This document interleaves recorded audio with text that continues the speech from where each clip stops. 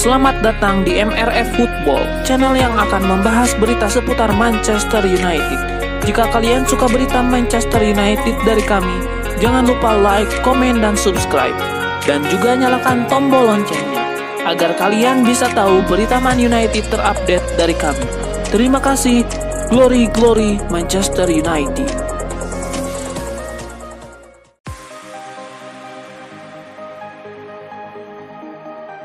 Manchester United menyerah 0-2 dari Newcastle United di laga pekan ke-19 Premier League 2024-2025 di Stadion Old Trafford, Selasa 31 Desember 2024 dini hari waktu Indonesia Barat.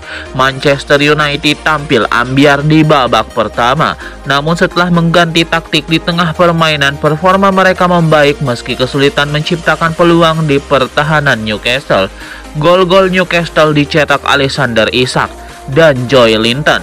Newcastle kini mengemas 32 poin dari 19 laga. The Magpies naik ke peringkat kelima klasemen sementara Liga Inggris 2024-2025, sedangkan Manchester United di posisi ke-14 dengan raihan 22 poin.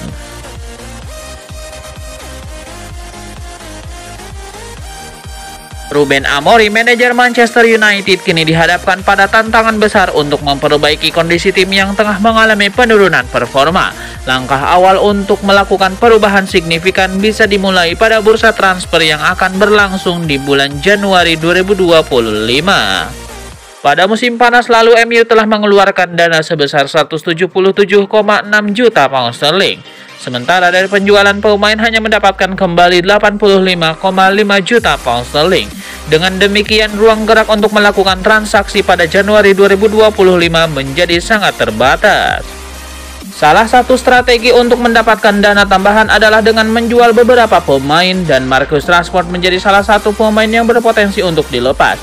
Hal ini menjadi opsi yang perlu dipertimbangkan oleh manajemen tim. Berikut ini 5 kesepakatan yang mungkin akan terjadi di dalam skuad MU pada bursa transfer bulan Januari 2025. Yang pertama, MU akan membeli Victor Gyökeres sebagai pengganti Marcus Rashford. Yang kedua, MU akan menjual Marcus Rashford, Anthony, Christian Eriksen, serta Victor Lindelof.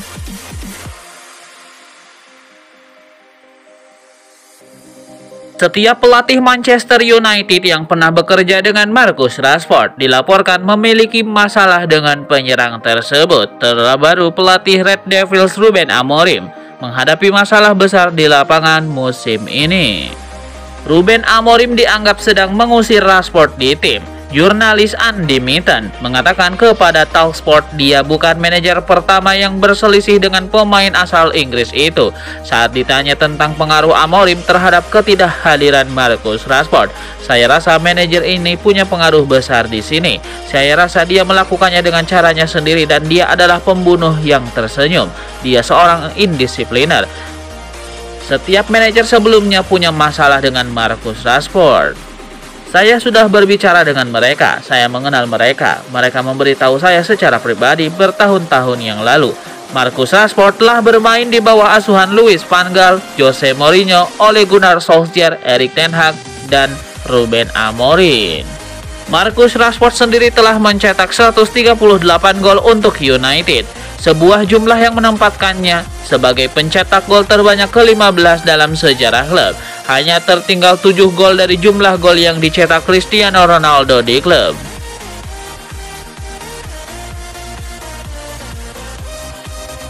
Manchester United tengah bersiap memasuki jendela transfer Januari dengan sejumlah rencana. Setelah menjalani tahun yang penuh tantangan di bawah asuhan Ruben Amorim, klub berharap dapat memanfaatkan peluang transfer untuk memperkuat skuad mengingat performa mereka di Liga Inggris musim ini belum memenuhi ekspektasi. Menurut laporan dari RMC Sport, Manchester United telah mengajukan tawaran untuk bek kiri Paris Saint-Germain Nuno Mendes. Pemain berusia 22 tahun itu masih terikat kontrak hingga 2026. Tetapi pembicaraan kontraknya dengan klub Prancis tersebut dikabarkan mengalami kebuntuan. Nuno Mendes pun disebut-sebut ingin mencari tantangan baru.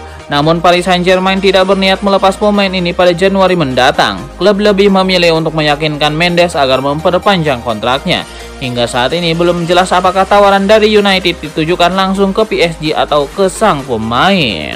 Menurut media Portugal O Jogo mengabarkan bahwa seorang perwakilan resmi Manchester United telah menyaksikan pertandingan FC Porto melawan Boa Vista.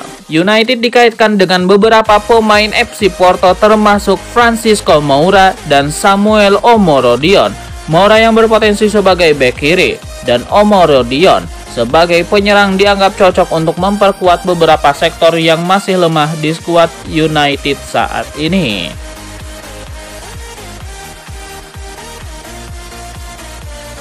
Manchester City kembali ke jalur kemenangan usai menaklukkan Leicester City. Pep Guardiola mengaku rasa percaya diri timnya sempat turun usai kalah dari Manchester United. Guardiola akhirnya lega City bisa mengakhiri puasa kemenangan. Ia mengakui rasa percaya diri timnya sempat terpukul usai kalah di laga derby Manchester melawan MU pada pertengahan Desember. The Citizen kala itu kalah 1-2 dari MU di Etihad Stadium meski sempat unggul lebih dulu. Setelahnya City kalah dari Aston Villa dan imbang melawan Everton. Secara keseluruhan City sempat tidak menang di 5 laga beruntun di semua kompetisi. Dalam laju itu mereka kalah 3 kali dan imbang 2 kali. Pertandingan melawan MU sangat melukai kami dalam hal kepercayaan diri. Pertandingan itu membunuh kami, ujar Guardiola. Pertandingan itu secara mental adalah sebuah pergulatan dan kemudian laga-laga berat melawan Aston Villa dan Everton. Begitulah adanya. Kami harus memburu kemenangan dan itulah hidup. Sebagian besar pemain membuktikan lagi kalau mereka siap berjuang, katanya.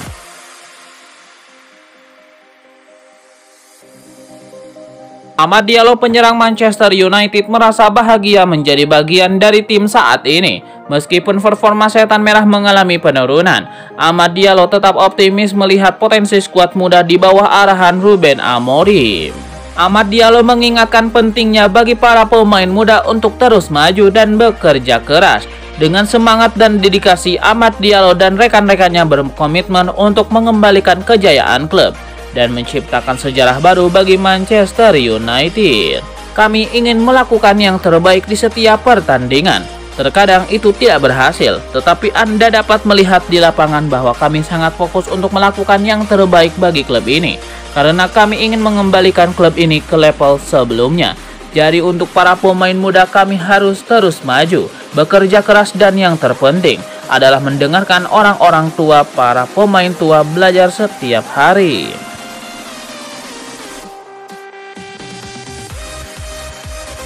Gelandang serang Dani Olmo dikabarkan kian dekat untuk segera bergabung ke Manchester United. Dilansir dari The Telegraph, agen Dani Olmo diberitakan sudah tiba di kota Manchester untuk melakukan negosiasi dengan manajemen The Red Devils.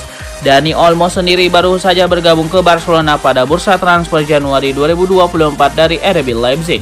Penampilan memukau Dani Olmo bersama timnas Spanyol saat menjuarai Euro 2024 menjadi alasan Barcelona ingin mendatangkannya. Namun masalah finansial Barcelona membuat Dani Olmo kemungkinan bakal dilepas sebagai free agent karena tidak bisa didaftarkan pemain Barcelona. Mendengar hal tersebut membuat Ruben Amorim tertarik untuk mendatangkannya ke Manchester United. Jika benar-benar bergabung ke Manchester United, Dani Olmo diprediksi akan berduet dengan Bruno Fernandes sebagai gelandang serang. Manchester United juga tidak akan mengeluarkan dana untuk mendatangkan pemain berusia 26 tahun tersebut. Pasalnya, Olmo memiliki klausul kontrak akan hengkang dari Barcelona secara gratis jika dirinya tidak bisa didaftarkan oleh manajemen La Blaugrana.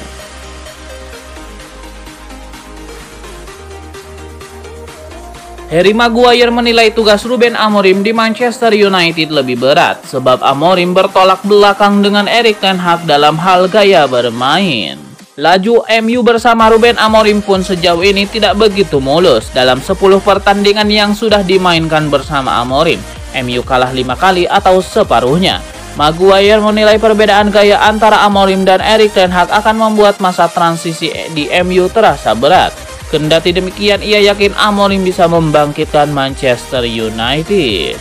Ruben Amorim sendiri mewarisi skuad yang tidak sesuai dengan gaya bermainnya. Manajer asal Portugal itu lebih menekankan pada penguasaan bola dan menerapkan garis pertahanan tinggi. Amorim juga tidak jarang lebih memilih memasang 3 bek. Hal tersebut berbeda dengan Ten Hag yang lebih sering menurunkan 4 bek.